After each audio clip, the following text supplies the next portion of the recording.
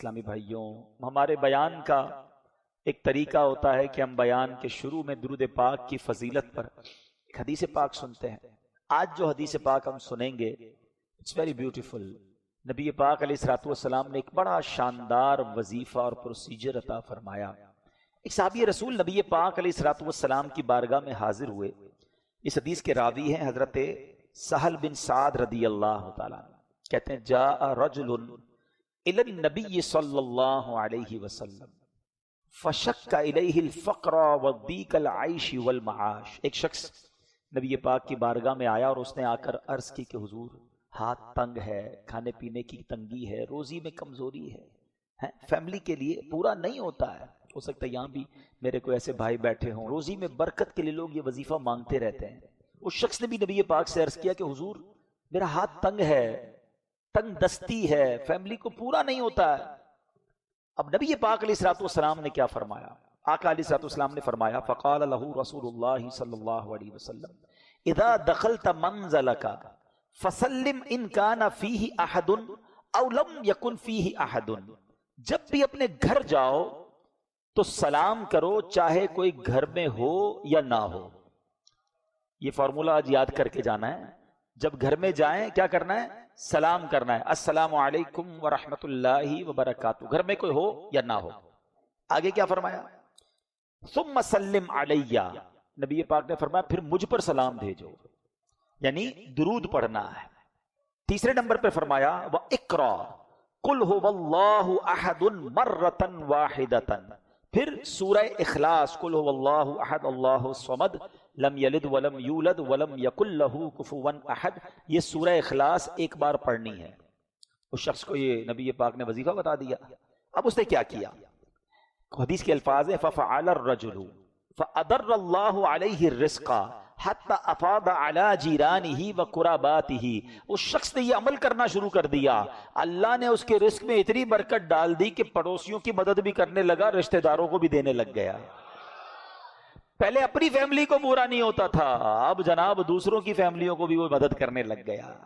تو یہ وظیفہ آج یاد کر لیں، درود پاک کیسا کمال کا وظیفہ ہے۔ جب بھی گھر جانا ہے پہلے سلام کرنا ہے، پھر درود پاک پڑھنا ہے، اور پھر سورہ اخلاص پڑھنی ہے۔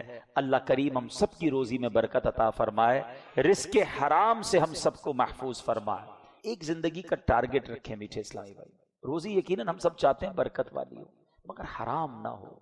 پہلے اس کو لاک کر دیں، کدھر سے بھی میری روزی میں حرام نہیں آنا چاہیے، کیونکہ حرام روزی آ گئی نا وہ ساری روحانیت لے جائے گی، نہ دعائیں قبول، نہ سجدے قبول، نہ عبادت قبول۔ ایک تو آج کے دور میں نیکی کرنا مشکل، بڑی محنت کر کے مسجد آؤں، دل کہیں اور لے جا رہا ہوتا ہے، اب جناب نماز بھی پڑھوں تو جناب روزہ بھی رکھوں اور پھر عبادتیں بھی کروں، اور کھانا حرام، روزی حرام۔ اس کو دل سے نکال دو، نیت کر لو اللہ کریم وہ دینے والا ہے، پہلے بھروسہ کرو اس پر۔ مجھے بتاؤ رزق دینے والا کون ہے؟ جب یہ ایمان ہے رزق دینے والا رب ہے تو کیوں جاتے ہیں حرام کی طرف؟ ایک جملہ یاد کر لیں، جو میرے نصیب میں ہے وہ کوئی چھین نہیں سکتا، اور جو میرے نصیب میں نہیں وہ مجھے کوئی دے نہیں سکتا۔ جو تمہارے نصیب میں ہے نا وہ مل کر رہے گا، ہمت تو کرو، بھروسہ تو کرو۔ شارٹ کٹ مارنا ہے، جلدی امیر بننا ہے، اس چکر میں جیسے بھی آئے پیسہ لے لیتے ہو، نہ جائیں حرام کی طرف، یہ سب ادھر ہی رہ جائے گا۔ حضرت موسیٰ علیہ الصلوۃ والسلام نے ایک شخص کو دیکھا، گر گڑا کر رو رو کر اللہ کی بارگاہ میں دعا کر رہا ہے، یا اللہ میری مدد کر دے، یا اللہ میرا مسئلہ حل کر دے۔ اللہ کریم کی بارگاہ میں حضرت موسیٰ علیہ الصلوۃ والسلام تو کلیم اللہ تھے نا، عرض کی یا اللہ اس کی دعا قبول کر لے، کیسے رو رہا ہے، کیسے گر گڑا رہا ہے، کرم فرما دے۔ کیا فرمایا؟ اللہ کریم کی طرف سے ارشاد ہوا کہ اے موسیٰ یہ اتنا روئے کہ روتے روتے مر جائے، اتنے ہاتھ اٹھائے کہ اس کے ہاتھ آسمان کو چھو جائیں۔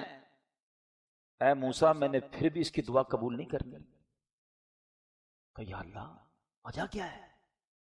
ارشاد ہوا کہ اے موسیٰ یہ جو کھاتا ہے وہ حرام ہے، یہ جو پہنتا ہے وہ حرام ہے، پلیز آج ایک پکی سچی نیت کر لو، نہیں چاہیے مجھے حرام کے کروڑوں نہیں چاہیے، مجھے حلال کے تھوڑے بھی چاہیے۔ اللہ اس تھوڑے میں ہی برکت ڈال دے گا، اس تھوڑے میں ہی سکون ڈال دے گا۔ یہ جو حرام کے پیچھے دوڑ لگی ہوئی ہے نا کہ یار بس کدھر سے بھی آنا چاہیے، یہ پورے مال کو ناپاک کر دیتا ہے، یہ ہماری پوری عبادتوں کو تہس نہس کر دیتا ہے۔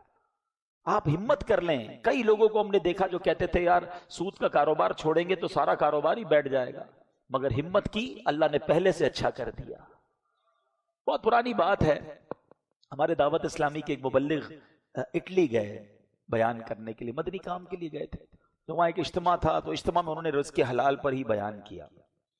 تو اس بیان کے بعد ایک نوجوان اس مبلغ دعوت اسلامی کے پاس آیا، اس کی آنکھوں میں آنسو تھے، کہتا ہے مولانا صاحب بات تو آپ نے بہت اچھی کی ہے، مگر مسئلہ یہ کہ میں اپنے اسٹور پر جو ہے وہ شراب بھی بیچتا ہوں، اور یورپ میں اگر شراب نہ بیچیں تو اسٹور پہ پھر گاہک کم آتے ہیں، کرایہ بھی نہیں نکلے گا، میرا تو بچوں کا روزی روٹی کا مسئلہ ہو جائے گا۔ بات تو آپ صحیح کر رہے ہیں، حرام نہیں کرنا چاہیے، مگر میں کروں کیا، مجھے سمجھ نہیں آ رہا۔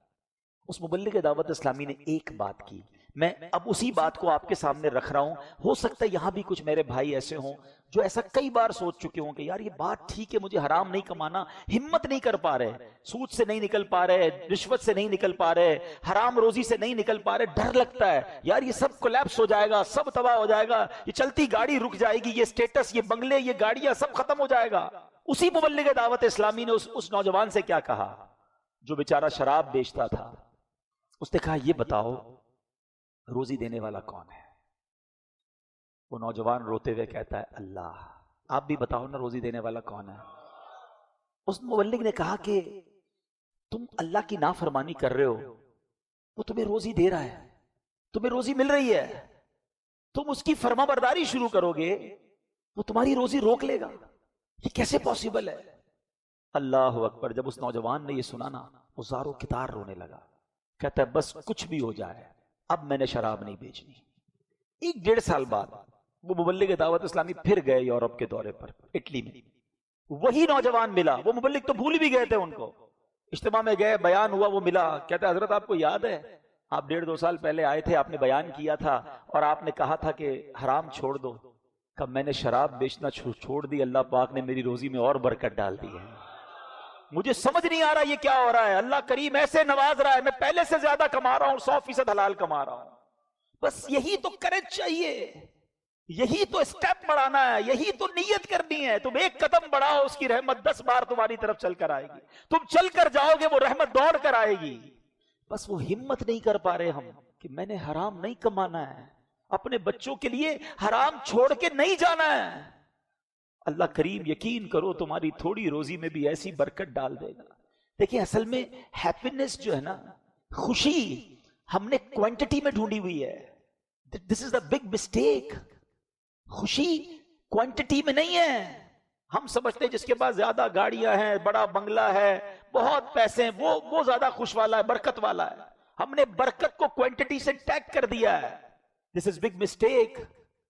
نہیں جناب، اگر پیسوں سے ہی خوشیاں ملتی ہوتی تو کوئی پیسے والا غمگین نہ ہوتا، پیسوں سے ہی صحت ملتی تو کوئی پیسے والا بیمار نہ ہوتا۔ ہم سے پوچھو، ہم ملتے ہیں ایسے لوگوں سے، ایسی ایسی پریشانیاں بتاتے ہم حیران ہو جاتے ہیں کہ اربوں روپے ہیں، بندہ بیچارہ کتنی بڑی پرابلم ہے، اس کی فیملی میں کتنا بڑا ایشو ہے۔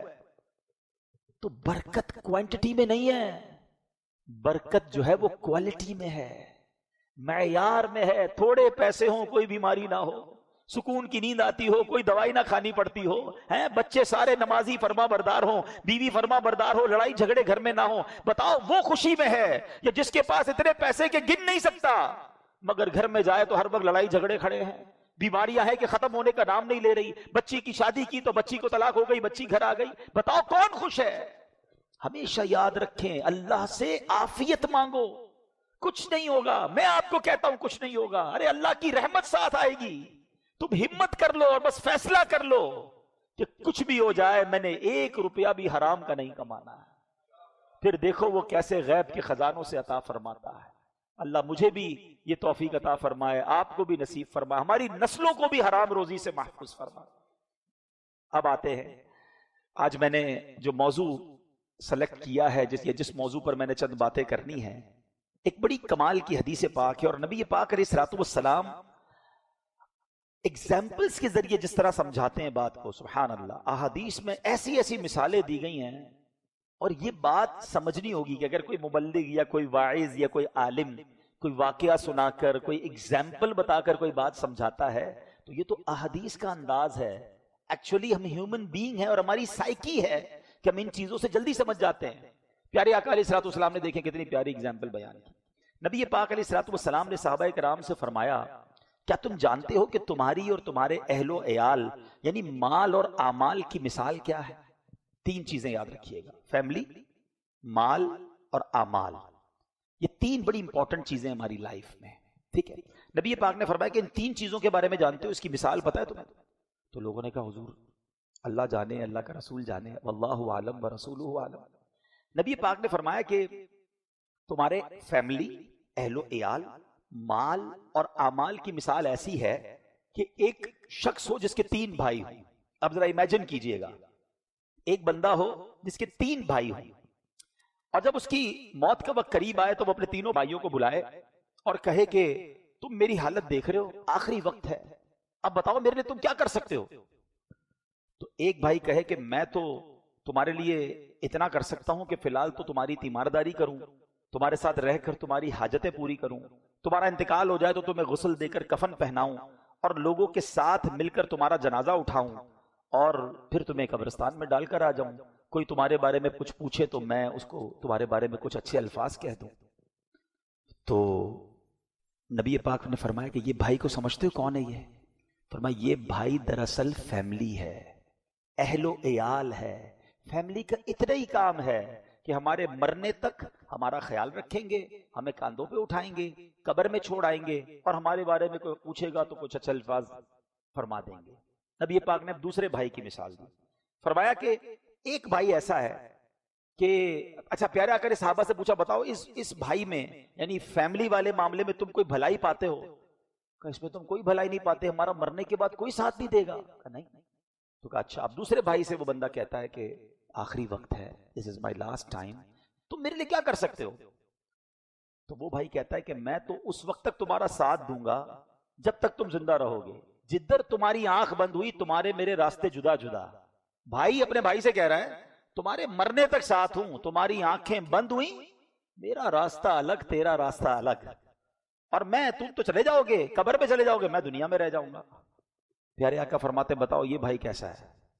کہ حضور اس بھائی میں تو کوئی بھی بھلائی نہیں، مرنے کے بعد کوئی ساتھ نہیں دے گا. فرمایا یہ تمہارا مال ہے، ادھر آنکھیں بند ہوئیں یہ مال سارا ہمارے ہاتھ سے چلا گیا. کدھر چلا گیا؟ اب وہ وارثوں کا ہو جاتا ہے. اب آقا فرماتے علیہ الصلوۃ والسلام، میں حدیث کا خلاصہ عرض کر رہا ہوں کہ وہ بندہ تیسرے بھائی سے کہتا ہے کہ تم میرا کیا ساتھ دو گے، میرا آخری ٹائم ہے. تو وہ کہتا ہے کہ تسلی رکھو میں تو قبر میں بھی تمہارے ساتھ جاؤں گا، تمہیں وحشت سے بچاؤں گا، جب حساب کا دن آئے گا تو میں تیرے میزان پر جا کر بیٹھ جاؤں گا اور اسے وزندار کر دوں گا. آقا علیہ الصلوۃ والسلام فرماتے ہیں بتاؤ یہ بھائی کیسا ہے؟ کہ حضور یہی تو کام کا ہے، مرنے کے بعد قبر میں بھی ساتھ، میزان پر بھی ساتھ، حشر میں بھی ساتھ. آقا علیہ الصلوۃ والسلام فرمایا یہ تمہارے اعمال ہیں. Look at the way of teaching of رسول پاک علیہ الصلوۃ والسلام، کتنی شاندار ایگزامپل، پریکٹیکل ایگزامپل کے ذریعے سمجھایا. اور سبحان اللہ اب نبی پاک فرماتے بتاؤ یہ بھائی کیسا ہے؟ کہ حضور یہ تو بہت اچھا دوست ہے. نبی پاک علیہ الصلوۃ والسلام نے فرمایا کہ یہی حقیقت ہے، یہی ریالٹی ہے.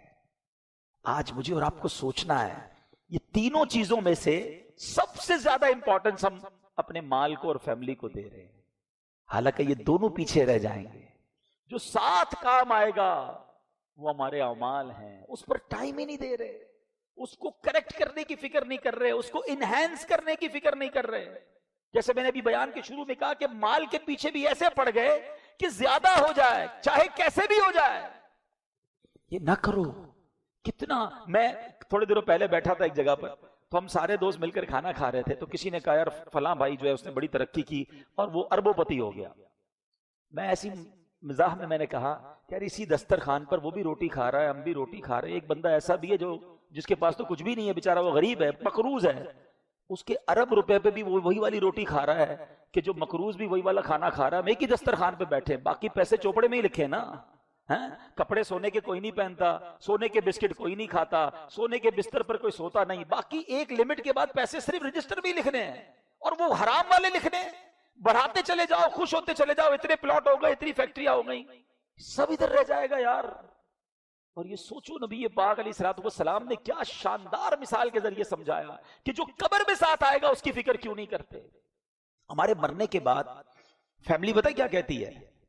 میت نے پیچھے کیا چھوڑا، اور فرشتے کہتے ہیں میت نے آگے کیا بھیجا ہے. سوچو آگے کیا بھیجا ہے، اس کا کب سوچیں گے، اس کی پلاننگ کب کریں گے. اور یہ لفظ جو میت ہے نا، اس کو بھی ذرا تھوڑا سا میں ایلوبریٹ کر دیتا ہوں اور سمجھا دیتا ہوں. آج دنیا میں ایک ریس لگی ہوئی ہے، ذرا نام مشہور ہو جائے، فیم ہو جائے. خاص طور پہ جو اداروں میں ہوتے ہیں تو اپنے جو بھی عہدے ہوتے ہیں وہ ساتھ لگا رہے ہوتے ہیں. فلاں چیئرمین تو فلاں کرنل تو فلاں جرنل تو فلاں سپرنٹینڈنٹ تو فلاں سیاستدان تو فلاں ایم این اے تو فلاں ایم پی اے. اچھا کوئی پتہ چلا نہ سیاست میں جا سکا، نہ بیوروکریسی میں جا سکا، نہ فوج میں جا سکا، تو وہ اپنی سوسائٹی کا چیئرمین بننے کی کوشش میں ہوتا ہے. چلو کوئی نہ کوئی تو چیئرمین ہو جاؤں، کسی کا تو وائس چیئرمین. اچھا سارے سیٹوں کو خوش کرنے کے لیے عہدے بھی بڑھا دیے، پریزیڈنٹ بھی تو وائس پریزیڈنٹ بھی تو سینئر پریزیڈنٹ بھی. کوئی نہ کوئی سیٹ نکالو صاحب کو دے دو تاکہ اس کے نام کے ساتھ ٹیگ ہو جائے. اور ہم بھی بڑے خوش، کارڈ میں بھی چھپا رہے ہیں، فیس بک پہ بھی لگا رہے ہیں، پھر اپنا پیج بنا رہے ہیں، پھر اس پہ لائک بڑھا رہے ہیں. یہ ساری چیزیں اپنی جگہ. ساری زندگی کوشش کرتا رہا کہ نام ہو جائے. لوگ کہتے ہیں نام میرا برانڈ ہے، میرا نام اب برانڈ بن گیا ہے، نام لے لو میرا کہیں بھی. چلو میں کسی کی مثال نہیں دیتا، کسی کو برا لگ جائے گا، میں اپنی مثال دے دیتا ہوں. عبدالحبیب اتاری میرا نام ہے، چند لوگ مجھے بھی جانتے ہیں دنیا میں، ٹھیک ہے. جس دن میرا انتقال ہوگا نا، میرے مرنے کے بعد کسی نے یہ نہیں کہنا عبدالحبیب کہاں ہے، کہیں گے میت کدھر ہے. ارے ساری دنیا عبدالحبیب کے نام سے جانتی تھی، اتنے نام میرے آگے لگتے تھے، ختم. ارے کوئی تو کہو کہ عبدالحبیب بھائی کو لے آؤ. ادھر میری آنکھیں بند ہوئی، ادھر جملہ آئے گا لوگوں کی زبانوں پر، میت کدھر ہے؟ جنازے کا غسل ہو گیا؟ جنازہ کتنے بجے ہوگا؟ میت کی تدفین کہاں ہے؟ ارے کوئی تو میرا نام لو کہ عبدالحبیب کی تدفین کدھر ہے؟ عبدالحبیب کب آئے گا؟ اسے کب غسل دیا جائے گا؟ ساری زندگی اس نام کے پیچھے بھاگتا رہا اور اپنے نام کو بڑھاتا رہا، سب ختم. یہ ہے زندگی. لوگ ہمارا نام بھی نہیں لیں گے یار، وہ میت کہہ کے پکاریں گے، اسی لیے بھاگتا رہا اس نام کے پیچھے. جب حقیقت ہے قبر، تو کیوں اس قبر کی تیاری نہیں کرتے؟ آج ایک اور بحث ہوتی ہے کہ خوش نصیب کون ہے، who is fortunate. بھائی وہ جس کے پاس پرائیویٹ جیٹ ہے، سنا ہے لوگ پرائیویٹ آئلینڈ خریدتے ہیں، بہت پیسے ہو جائے نا تو پھر خرچ بھی کرنے ہیں. کوئی پرائیویٹ جزیرہ ہونا چاہیے. جس کے پاس بہت جناب نوکر چاکر ہیں، جس کے پاس بڑا کر و فر ہے، اس کا آرڈر چلتا ہے، وہ خوش نصیب ہے. کچھ لوگ کہتے ہیں نہیں یار جس کی شہرت زیادہ ہے نا وہ خوش نصیب ہے. کچھ لوگ کہتے ہیں جو خوبصورت ہے نا وہ خوش نصیب ہے، دکھنے میں اچھا ہونا چاہیے. آؤ میں آپ کو قرآن کے ذریعے کچھ باتیں بتاتا ہوں. خوش قسمت کون ہے؟ مجھے ایک بات بتائیں کہ کچھ لوگ وہ ہوں گے جو کہتے ہیں نا یار جو بڑا خوبصورت دکھتا ہو، کتنی پتہ نہیں کریم ہے تو کتنے جناب وہ چیزیں لگا رہے ہوتے ہیں کسی طرح بھائی دنیا میں اسمارٹ لکھیں. میں ایک سوال کرنا چاہتا ہوں، تم دنیا میں خوبصورت ہو، آپ کو پتہ ہے قیامت کے دن کچھ چہرے چمکیں گے اور کچھ چہرے سیاہ پڑ جائیں گے. خدا کی قسم خوش نصیب وہ ہے جس کا چہرہ قیامت کے دن چمکے گا. ارے وہ چہرہ کس کام کا کہ جو قیامت کے دن سیاہ پڑ جائے. اور میں نہیں کہہ رہا، قرآن کہتا ہے، سنو. اللہ کریم قرآن مجید میں ارشاد فرماتا ہے سورہ غاشیہ آیت نمبر 8 سے 10 تک کیا ارشاد ہوتا ہے؟ وجوہ یومئذ ناعمہ لسعیہا راضیہ فی جنت عالیہ. قرآن کہتا ہے کتنے ہی منہ اس دن چین میں ہیں، اپنی کوشش پر راضی، بلند باغ میں. اور آگے قرآن فرماتا ہے ایک اور جگہ، کتنے منہ اس دن روشن ہوں گے، ہنستے خوشیاں مناتے اس دن خوش ہوں گے. اللہ میرا اور آپ کا ایمان سلامت رکھے. ایمان چلا گیا تو چہرے سیاہ پڑ جائیں گے، اللہ ناراض ہو گیا تو منہ کالا ہو جائے گا. ارے بلکہ ایسا بھی ہوتا ہے کہ کچھ بدنصیب تو ایسے ہوتے ہیں کہ مرنے کے بعد چہرہ کالا ہو جاتا ہے. اللہ سے دعا کرتے مولا تو نے ہمارے عیب چھپائے ہیں. لوگ ہمیں نیک سمجھتے، مولا یہ عیب چھپائے رکھنا، کہیں مرنے کے بعد لوگ باتیں نہ کریں کہ دیکھو اتنی بڑی بڑی باتیں کرتا تھا، چہرہ کیسا ہو گیا. اللہ کرے کہ موت کے بعد بھی چہرہ چمکے اور قیامت کے دن بھی چمکتے چہروں میں ہم شامل. خوش نصیب وہ ہے، خدا کی قسم وہ ہے. نہ سب دل چھوٹا کیا کرو کہ میرا رنگ سانولا ہے، میں خوبصورت نہیں ہوں. ارے اس خوبصورتی کو کیا کرنا ہے؟ قیامت کے دن چمکتا چہرہ جس کا ہوگا. ٹارگٹ یہ رکھو کہ زندگی ایسی گزاروں کہ جب رب کی بارگاہ میں جاؤں تو میرا رب مجھ سے راضی, میں رب سے راضی. اللہ اس دن کی پریشانی سے بچائے. یہ زندگی کا ٹارگٹ ہونا چاہیے. لوگ کہتے ہیں خوش نصیب وہ ہے جس کے اکاؤنٹ میں پیسے زیادہ ہے, چیک بک پہ سائن کرتا ہے, ملینز اور بلینز کے چیک دیتا ہے, جدھر آرڈر کر دے پیسے ارینج ہو جاتے ہیں. میں آپ سے پوچھتا ہوں تمہارے اکاؤنٹ میں اربوں روپے ہیں, آؤ میں قرآن سے بتاتا ہوں ایک اکاؤنٹ قیامت کے دن بھی ہاتھ میں دیا جائے گا, اور وہ ہوگا ساری زندگی کا اکاؤنٹ, وہ ہوگا نامہ اعمال.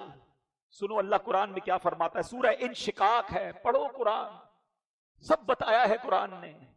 اللہ قرآن میں فرماتا ہے فَأَمَّا مَنْ أُوتِيَ كِتَابَهُ بِيَمِينِهِ, تو وہ جو اپنا نامہ اعمال دہنے ہاتھ میں دیا جائے گا, خوش نصیب ہوں گے جن کو ان کی بک آف ڈیڈ نامہ اعمال سیدھے ہاتھ میں دیا جائے گا. ان کو کیا ہوگا؟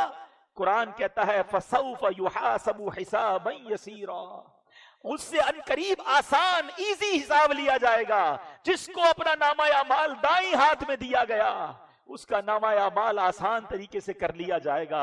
وَيَنْقَلِبُ إِلَىٰ أَهْلِهِ مَسْرُورًا, فرمایا اپنے گھر والوں کی طرف شاد شاد لوٹے گا, خوشی خوشی اپنے گھر والوں کے پاس آئے گا. میں کامیاب ہو گیا, سیدھے ہاتھ میں نامہ اعمال ملا, میرا حساب آسانی سے ہو گیا.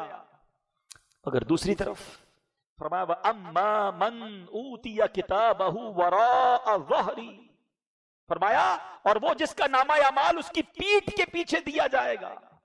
علماء مفسرین کہتے ہیں پیٹھ توڑ کر اس کا بایاں ہاتھ نکالا جائے گا. فَسَوْفَ يَدْعُو ثُبُورًا, اور ان قریب وہ موت مانگے گا, وہ کہے گا میں مر جاؤں, ایسا اپنا نامہ اعمال کیسے پڑھوں گا اللہ کے سامنے. وَيَصْلَىٰ سَعِيرًا, اور بھڑکتی آگ میں جائے گا. اے میرے میٹھے اسلامی بھائی, ٹارگٹ یہ رکھو ادھر اکاؤنٹ اچھا ہو جائے, ادھر بیلنس شیٹ اچھی ہو جائے, اس کی فکر ہے. قیامت کے دن اگر الٹے ہاتھ میں نامہ اعمال دے دیا گیا تو کدھر جائیں گے, کون بچائے گا؟ کوئی بچانے والا نہیں ہوگا. آپ کو پتا ہے گناہ گاروں کو کہا جائے گا اپنا اعمال نامہ پڑھ کر سناؤ. آج تو چھپ چھپ کر گناہ کرتے ہیں, دروازہ بند کر دو یار, لائٹ آف کر دو, ذرا موبائل میں بھی ہیڈ فون لگا لوں, کوئی دیکھے نہ, کوئی سنے نہ. یہ جو چھپ کر گناہ کیے نا ادھر پڑھنے پڑ گئے تو کیسے سنائیں گے؟ ساری دنیا موجود ہوگی, ہمارے والدین ہوں گے, ہمارے محبت کرنے والے دوست ہوں گے, خود نبی پاک علیہ الصلوۃ والسلام کا جلوہ فرما ہوں گے. خوش نصیب وہ ہے جس کا نامہ اعمال اس کے رائٹ ہینڈ میں قیامت کے دن دیا جائے گا. چھوڑ دو یہ دنیا کی ریس, اگر کمپٹیشن کرنا ہے, ٹارگٹ رکھنا ہے, تو یہ زندگی کا گول بناؤ کہ زندگی ایسی گزاروں کہ جو قرآن کہتا ہے کہ جو خوش نصیب وہ ہیں جن کو نامہ اعمال داہنے ہاتھ میں دیا جائے گا. سنو اور بتاؤ خوش نصیب کون ہے؟ میں اور آپ نے مرنا تو ہے نا, کیا معلوم کیا ہوگا ہمارے ساتھ, مگر کچھ خوش نصیب وہ ہیں کہ جن لوگوں کی روحوں سے رب کلام فرمائے گا, جن لوگوں کو رب بلائے گا جنت کی طرف. میں اور آپ ساری زندگی دعا کر رہے ہیں اللہ معاف کر دے, جنت میں داخل کر. سنو قرآن کیا کہتا ہے, سورہ فجر ہے آیت نمبر 27 سے میں آگے تلاوت کر رہا ہوں. اللہ فرماتا ہے یا ایتھا النفس المطمئنہ, اے اطمینان والی جان اپنے رب کی طرف واپس ہو, یوں کہ تو اس سے راضی وہ تجھ سے راضی. ہائے ہائے میں مروں اور میرا رب یہ فرمائے کہ اے اطمینان والی جان آ جا میری طرف, میں تجھ سے راضی ہوں, تو مجھ سے راضی ہے. اور آگے کیا فرمائے گا سنو, فَادْخُلِي فِي عِبَادِي, پھر میرے خاص بندوں میں داخل ہو, وَادْخُلِي جنتی, اور میری جنت میں داخل ہو جا. وہ خوش نصیب کیسا ہوگا کہ ادھر اس کی آنکھیں بند ہوئیں, ادھر رب کی طرف سے یہ اعلان ہو جائے کہ اے نفس مطمئنہ آ جا, میرے خاص بندوں میں داخل ہو جا, میں تجھ سے راضی, تو مجھ سے راضی, آ جا میری جنت میں داخل ہو جا. بتاؤ یہ ہے خوش نصیب. آج ہم کہتے ہیں یار خوش نصیب وہ ہے جس کو ایئرپورٹ پہ الگ لائن ملتی ہے, خوش نصیب وہ ہے جس کو پروٹوکول ملتا ہے, خوش نصیب وہ ہے کہ جدھر جانا چاہتا ہے اس کو انٹری مل جاتی ہے. ارے تم اس لائن کے چکر میں پڑ گئے. آؤ میں بتاتا ہوں, قرآن کہتا ہے ایک لائن لگنی ہے قیامت کے دن. سورہ یاسین کئی بار آپ نے پڑھی ہے, کبھی سوچا کہ اس دن کیا ہوگا؟ قرآن مجید فرقان حمید میں رب ارشاد فرماتا ہے وَامْتَازُوا الْيَوْمَ أَيُّهَا الْمُجْرِمُونَ. پڑھیے نا یہ آیت یاسین شریف میں، اس کا معنی کیا ہے؟ اے مجرموں آج کے دن الگ ہو جاؤ. الفاظ لکھیں کتابوں میں کہ اس دن دودھ کا دودھ اور پانی کا پانی ہو جائے گا. اس دن ایسے ایسے لوگ مجرموں کی لائن میں ہوں گے کہ انہیں دیکھ کر لوگ کہیں گے کہ ہم تو آپ کو بڑا نیک سمجھتے تھے، آپ بھی ادھر، آپ کی بیان سن کر، آپ کی باتیں سن کر ہم نیک بن گئے اور آپ مجرموں کی لائن میں. اس دن وہ کہیں گے کہ ہم دوسروں کو تو نیکی کی دعوت دیتے تھے، خود عمل نہیں کرتے تھے. آج تو لوگوں کو ڈاش دے دیتے ہیں نا، نہیں میں نہیں گیا تھا ادھر، میں نہیں کرتا ایسا، نہیں میں تو بڑا نیک ہوں، میری عادت نہیں ہے. بندے مان جاتے ہیں، بندوں کو ڈاش دے دیتے ہو، بندوں کو سمجھا لیتے ہو. اعلیٰ حضرت کہتے ہیں وہاں نہیں بات بنانے کی مجال، وہاں نہیں آپ کسی کو ڈاج دے سکیں گے. چارہ اقرار ہے، کیا ہونا ہے وہاں ایک ماننا ہی پڑے گا کہ ہاں اللہ میں نے کیا تھا. کتابوں میں لکھا کہ بیٹا نیکوں کی لائن میں ہوگا، باپ مجرموں کی لائن میں ہوگا، استاد بعض اوقات مجرموں کی لائن میں ہوں گے، شاگرد نیکوں کی لائن میں لگے ہوں گے. اس دن سب کو پتا چل جائے گا. بتاؤ ادھر دنیا میں پروٹوکول والی لائن اچھی ہے، یہ خوش قسمت ہے یا وہ خوش قسمت ہے جو جنت میں جانے والوں کی لائن میں لگے گا؟ جب یہ آیت پڑھا کرو نا یاسین شریف میں، اللہ سے دعا بھی کیا کرو، اے اللہ ہوں تو مجرم، معاف کر دے اور اس لائن میں نہ لگنا پڑے گناہ گاروں والی. اے اللہ نیکوکاروں والی، تیرے مقبول بندوں والی لائن میں کھڑا کر دینا. سنو آگے ہیں لوگ کہتے ہیں کہ یار میں بڑا زبردست حساب کتاب میں ماہر ہوں، آڈٹ کر لیتا ہوں، فوراً بندے کی چوری پکڑ لیتا ہوں، میرے سامنے حساب آئے میں ایک نظر میں پہچان لیتا ہوں. آؤ میں بتاتا ہوں میرے رب کی بارگاہ کا حساب کیسا ہے، اس حساب سے ڈرو. قرآن کہتا ہے، سب نے یہ آیت سنی ہوگی، رب ارشاد فرماتا ہے فَمَن يَعْمَلْ مِثْقَالَ ذَرَّةٍ خَيْرًا يَرَهُ. اللہ فرماتا ہے جو ایک ذرہ بھر بھلائی کرے اسے دیکھے گا. ایک ذرہ بھی کرو گے نا ضائع نہیں ہوگا، وہ دیکھے گا. مگر چھوٹے چھوٹے گناہ سمجھ کر گناہ کرنے والوں سنو، آگے قرآن فرماتا ہے وَمَن يَعْمَلْ مِثْقَالَ ذَرَّةٍ شَرًّا يَرَهُ. اور جو ایک ذرہ بھر برائی کرے گا وہ بھی اسے دیکھے گا. مجھے بتاؤ ہم کیسے بچ پائیں گے اگر یہ عادتیں خراب ہوئیں؟ اے میرے میٹھے اسلامی بھائی، خوش نصیب کہاں ہوں گے؟ خوش نصیبوں کی بات ہو رہی ہے. ایک اور قرآن کی آیت سنو، اللہ اکبر. اللہ میں نور قرآن نصیب فرمائے. سورہ انفطار میں رب فرماتا ہے ان الابرار لفی نعیم وان الفجار لفی جحیم. دو آیتیں ختم ہو گیا نا، اعلان کر دیا رب نے. اللہ فرماتا ہے بے شک نیکوکار ضرور چین میں ہیں، وان الفجار لفی جحیم، اور بے شک بدکار ضرور دوزخ میں ہیں. اب اپنے بارے میں غور کر لو، میں کدھر ہوں؟ میں فجار ہوں یا ابرار میں سے ہوں؟ میں نیکوں میں سے ہوں یا میں بدکار میں سے ہوں؟ پر اب آگے کدھر رہنا چاہتا ہوں؟ پلیز سوچو، کب پتہ نہیں زندگی کا چراغ گل ہو جاتا ہے. جب میں رمضان میں نیک بن سکتا ہوں، میں رمضان میں نمازیں پڑھ سکتا ہوں، میں رمضان میں توبہ کر سکتا ہوں، تو پھر آگے کیوں نہیں؟ کیا نہیں جانا جنت میں؟ کیا نہیں جانا ابرار لوگوں کے ساتھ اللہ کی رحمتیں لوٹنے جنت میں؟ کہیں گناہ گاروں کی لائن میں کھڑے رہنے کا پلان تو نہیں کر لیا؟ Please make decision for your life اور ہیئر آفٹر. اپنی زندگی اور اپنی آخرت کے لیے آج فیصلہ کر لو. اے میرے میٹھے اسلامی بھائیوں، آج ہم سب یہ نیت کریں کہ اب اللہ کی رحمت سے دور نہیں ہوں گے، اب عبادتوں سے دور نہیں ہوں گے، اب گناہوں کی طرف نہیں جائیں گے، اب حرام روزی کی طرف نہیں جائیں گے، اب حرام کھانے پینے، حرام محفلوں کی طرف نہیں جائیں گے. یار یہ آیت دھراتی نہیں ہے؟ ان الابرار لفی نعیم وان الفجار لفی جحیم. وہ جہنم میں جائیں گے جو فجار ہیں، اور نیک لوگوں کے لیے رب نے کیسے کیسے انعام تیار کر رکھے ہیں. آج لوگ کہتے ہیں میرے ساتھ پرابلم نہیں ہے، پرابلم ہوگی تو بڑے واسطے ہیں. ایک فون کرتا ہوں فلاں منسٹر، فلاں ادارے والے آ جاتے ہیں، فلاں لوگ میری ہیلپ کرتے ہیں. قیامت کے دن کیا ہوگا سنو. اللہ قرآن میں فرماتا ہے یوم لا تملک نفس لنفس شیئا والامر یومئذ للہ. اللہ فرماتا ہے جس دن کوئی جان کسی جان کا کچھ اختیار نہ رکھے گی. Nobody there to help you. कोई किसी की बाप बेटे की, बेटा बाप की, माँ बेटे की, बेटी माँ की, nobody there to help you. और आगे फरमाया हुक्म किसका चलेगा? लोग कहते हैं मेरा ऑर्डर चलता है, मैं जो कह दूं वो हो जाता है, ये है खुशनसीब जिसका ऑर्डर चलता है। अरे छोड़ो उसके ऑर्डर को। अल्लाह कुरान में कहता है वल अम्रु यौमइज़िन लिल्लाह, और उस दिन फकत हुक्म अल्लाह ही का होगा, जो रब चाहेगा वो होगा। जिसने दुनिया में तकब्बुर किया होगा, जिसने दुनिया में अल्लाह को नाराज किया होगा, अल्लाह के बंदों पर जुल्म किया होगा और ये कहा होगा कि मेरा ऑर्डर चलेगा, उस दिन उसे पता चलेगा कि हुक्म किसका चलेगा।